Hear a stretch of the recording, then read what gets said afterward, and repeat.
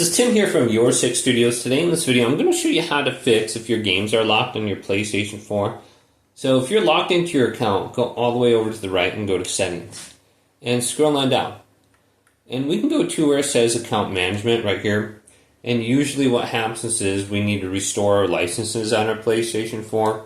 If you lose connection from the internet or something like that, and you're not activated as home on your primary account, well, your licenses are going to lock you from pretty much playing your game. So we want to go to this section, go to Restore Licenses right here.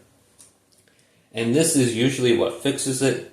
It looks like I have 1,356 licenses.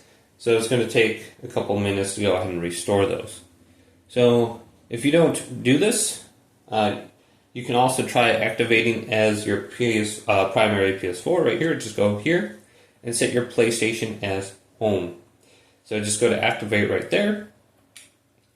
And then another thing is, if you are trying to play your games from a different account, you need to go to your primary account and just make sure that is set as home as well. So let's go to Switch Users. So I buy everything on this account right here. Make sure this account is set as activated as primary.